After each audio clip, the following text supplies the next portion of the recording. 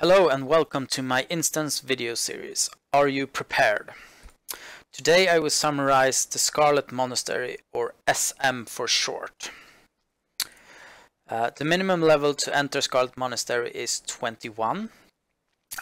This is an instance that is very popular among boost runs because it gives a lot of silk cloth and you don't have to reset the instance until you have run all the wings.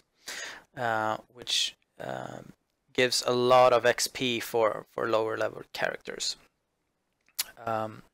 The recommended level is quite a high span, 26 to 45.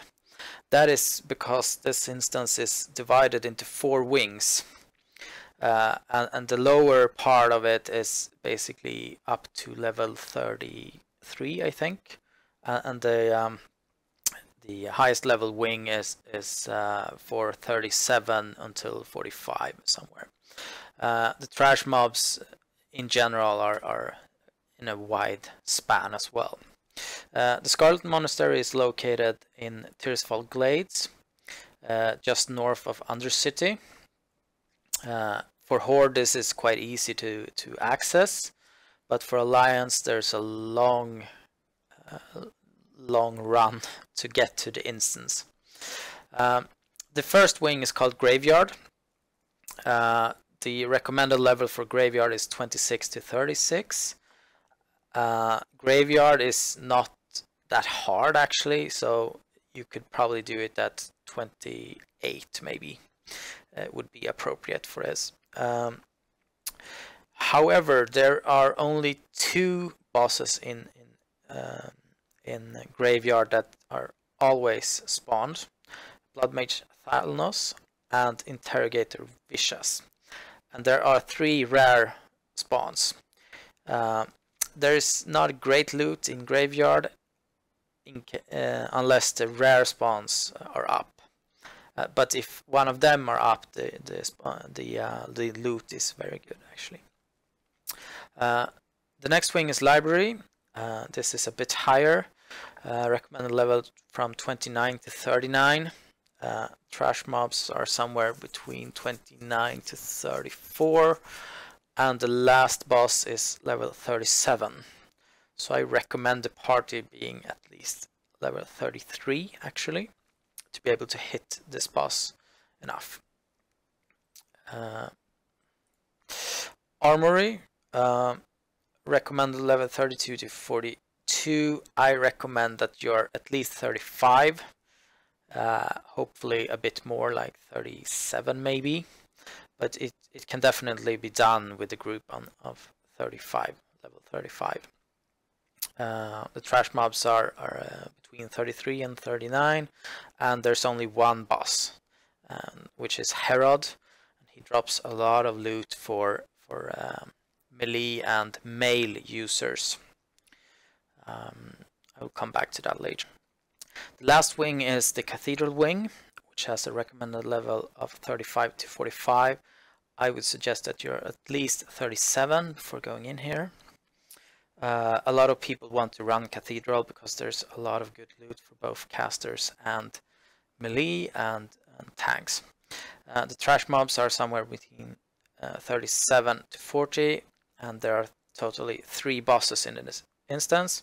High Inquisitor Fairbanks is located in a hidden room inside the cathedral, and the Scarlet Commander Mograine is the final boss together with High Inquisitor Whitemane. Quests. Horde has 5 quests in total, and there are quite a lot of pre-quests for Heart of Zeal and Test of Lore, and the mage only quests has a lot of pre-quests. Most of the quests takes place in Library, and the best quest you have to play all wings except for Graveyard. Alliance has 3 quests. The Mage quest, the same quest as the Horde. Mythology of the Titans, where you should pick up a book in Library, and In the Name of the Light, which is the Alliance counterpart to the best quests This takes place in all wings except graveyard as well. So for the first quest, Hearts of Seal, you have to do a pre-quest to pick this up, and this pre-quest is Going Guano, which is in Razorfen Kraul. So if you watch my video on Razorfen Kraul, I tell you how to accomplish this quest. You can pick it up at Master Apothecary Farnell, and to access him you need to go this path or this path, so you get below the royal quarters. Let's see. When you get the instance quest that is actually called Hearts of Seal, you get it from Master Apothecary Farnell, and it rewards XP, gold, and reputation. The good thing about this quest is that you can get it from all wings and even from mobs outside of the instance. It's you have to loot the hearts of any Scarlet Crusader that you bring down, basically. Next quest is Compendium of the Fallen, which you can pick up from Sage Truth Seeker in Thunderbluff. She's located here. And you have to pick up this book inside the library. At the end of the library instance, you will actually go inside a library, and there's a lot of books, so you have to look around, and one of the books is clickable if you have this quest. The rewards for this is the Omega Orb, which is quite a nice offhand, Force Stone Buckler, which is so and so, but the Vile Protector, this is a good shield for tanks, with a small chance to provide extra threat. Quite useful until you get this Scarlet Shield. The next quest is Into the Scarlet Monastery. This is the main quest. This is the quest that you really want to do in Scarlet Monastery. You get it from Varimatras in the royal quarters down here. And you have to kill the last bosses in library, armory, and cathedral to finish this quest. You get a very nice sword that most people use as an offhand sword later. You will get a similar sword from Razorfen Downs, which will be very useful for rogues and even for warriors for dual wielding. As a caster, you can pick the offhand or the neck. The offhand has a lot of intellect, so I highly recommend that if you can use it. Test of Lore has a very long pre-quest chain. The first quest you pick up is in Thousand Needles inside this cave, and it's called Test of Faith. Then you have a quest called Test of Endurance and an elite quest called Test of Strength. And then you have to run around a lot in Stone Talon Mountains for a while, and after a while you get to Undercity, where you can pick up the part that is inside the instance. This part is to pick up a book inside library, and after this there's still some more parts until the Test of Lore quest chain is entirely completed, but when you complete it you get one of these rewards. I have never done this quest before. I didn't even know that this quest chain led into Scarlet Monastery, but it seems like quite a good quest chain, except for running around a lot in Stone Talon Mountains when you're when it's a kind of low level zone. So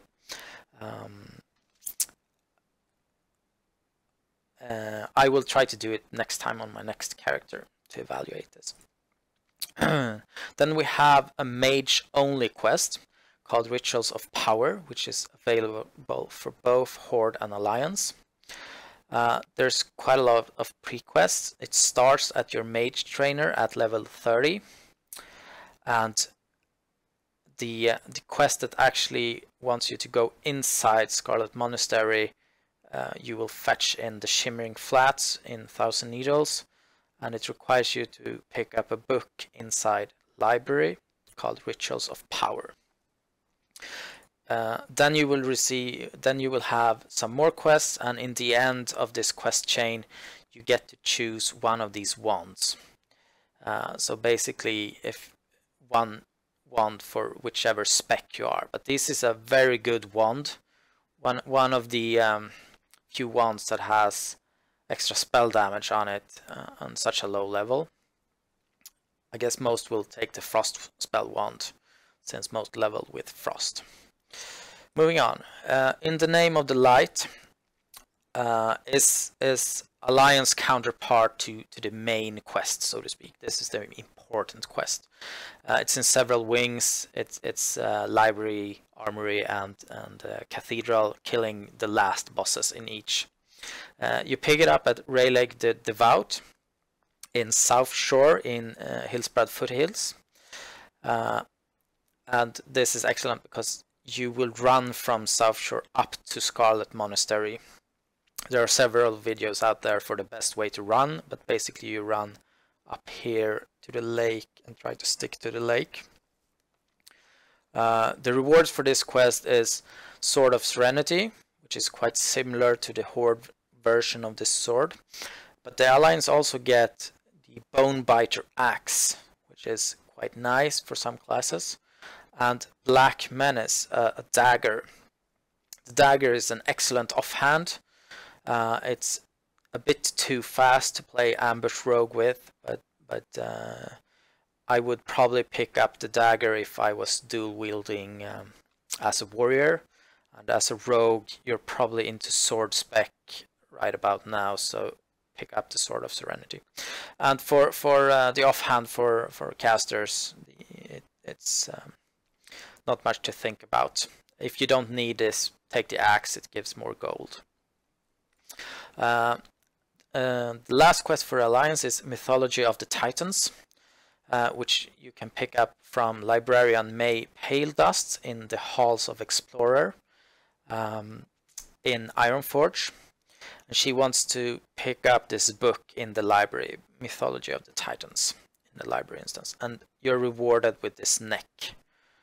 It's not an excellent neck, but you don't really get many necks on this level, so it might still be better than what you have.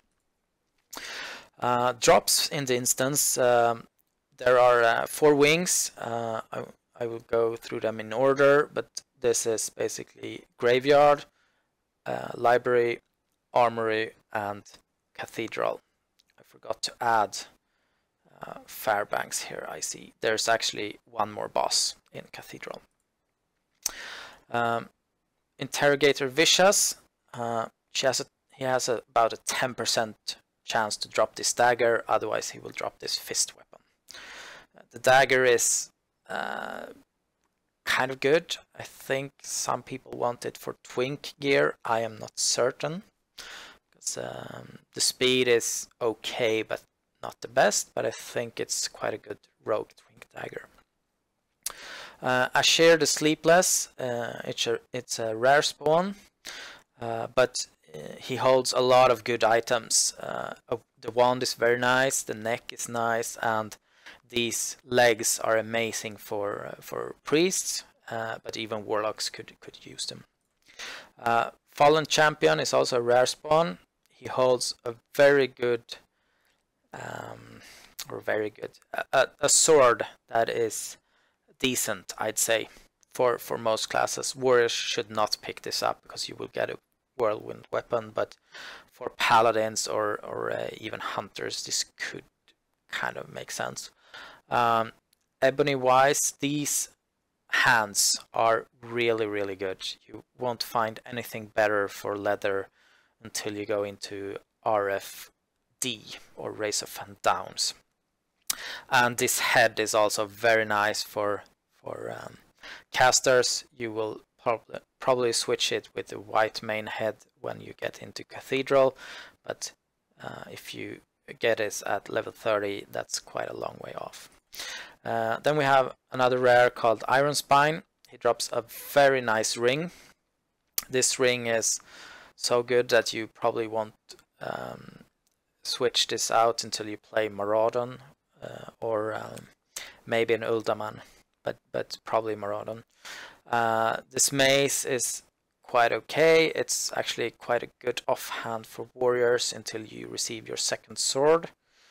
Oh, sorry. But the best thing that he can drop is definitely this mail chest. This mail chest is absolutely amazing. And if you haven't done your warrior quest, this is really good. Otherwise, it's amazing for paladins. The last boss in Graveyard is called Blood Mage Thalnos, and he can drop two things. Either these shoulder pads, which are okay, but you already have probably received shoulder pads from some of the quests in earlier dungeons, or this offhand. This offhand is really good, because it has a lot of spell damage on it. Okay, the first boss in Library is Houndmaster Loxy. He can drop three things. The dog training gloves. These are actually quite good, especially when heading into Strangathorn Vale, where you will fight a lot of beasts. That being said, they do nothing if you're not fighting beasts. So, but I would probably pick them up if I don't have any good gloves. The dog whistle is basically just for fun. The dog can be useful when questing, but I would probably just sell this. The Loxy's training stick is quite good for STV as well, mainly for hunters, I think, but could be used for shamans maybe, or druids. The last boss in Library is called Arcanist Doan. He's level 37.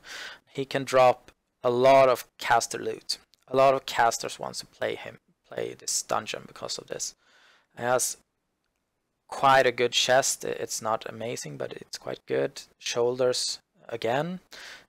These are also good. High intellect. And many people want the Hypnotic Blade.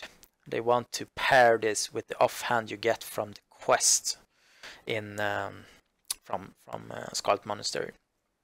He can also drop the Illusionary Rod, which is a staff that is also quite good. The Hypnotic Blade and the offhand is slightly better, but this is quite good as well. For Armory, there's only one boss. He's called Herod, and he's level 40. He can drop the Ravager, and this axe is very good for anyone except warriors, basically. It could be used by warriors, but the Whirlwind axe is probably better. But paladins want this, shamans want this. Actually, it's not a bad axe for hunters. This will sound weird, but hunters on level 60 can use this axe to actually increase their AoE damage on some spots. When there's a lot of AoE, hunters don't have any good AoE, so they can go into melee, and then they can get quite a nice damage bonus from this. It's not something I recommend. Just be aware that maybe a hunter wants it, and there is actually a reason for it. The Raging Berserker Helm is probably the best drop in here. It gives you an 1% crit. Warriors and paladins will be able to use this at 37, but hunters and shamans will be able to use it at 40, because then they unlock mail. So both shaman, hunters, paladins, and warriors will want these kinds of loots, even the Herod shoulders and the scarlet leggings. Probably not for hunters, but since it's a lot of strength. But hunters certainly want this shoulder because it's a lot of stamina. Okay, last instance called Cathedral. The first boss is called High Inquisitor Fairbanks, and he hides behind a secret room inside the cathedral. I don't know if it's very secret, but if you don't know how to get to him, look it up in a video, or probably someone in your party will know how to access him. He drops these shoulders, which are very good. He can also drop these wrists, and they are also very good for leather. 14 attack powers is about 7 strength for strength warriors, and it would be about, I don't know, for rogues, I don't remember. Anyway, they are quite good.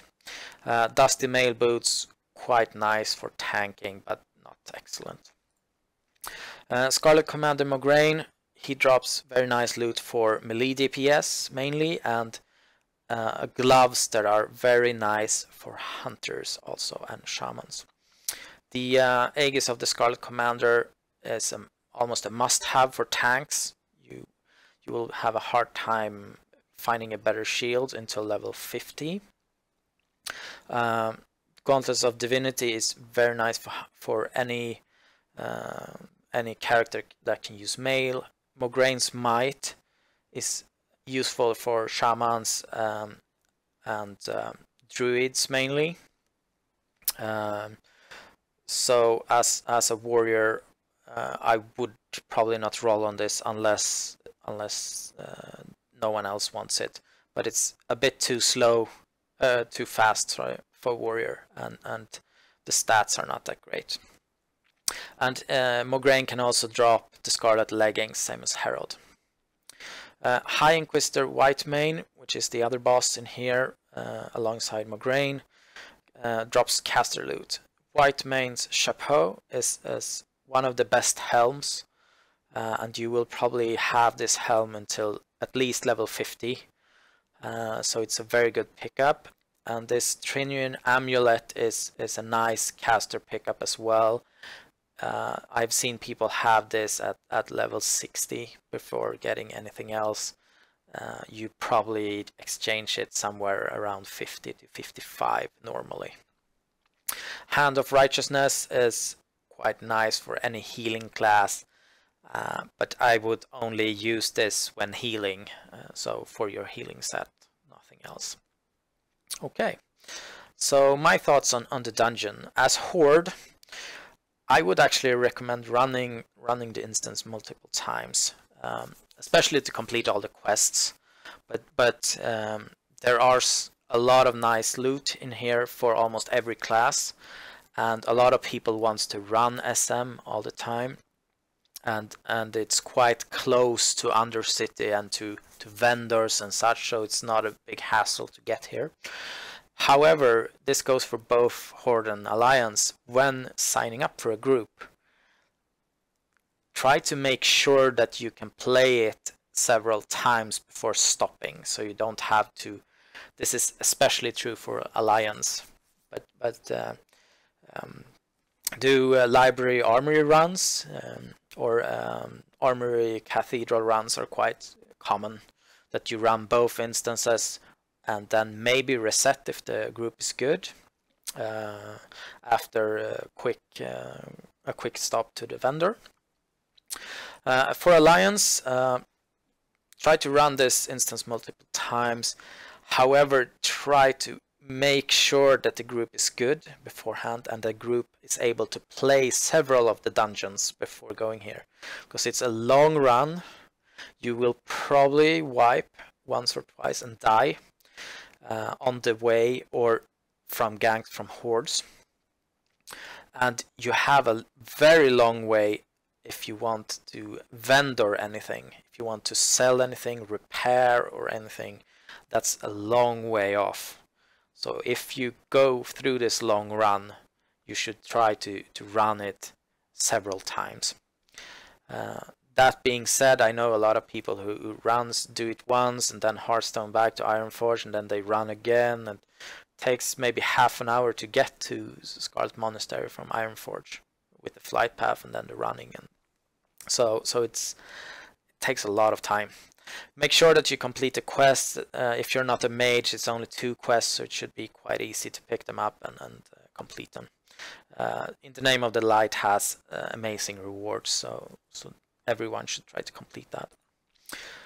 Thank you for watching. Links to dbvanillagaming.org can be found in the description for all quests and bosses. Please comment with suggestions on how to improve the video. Thank you.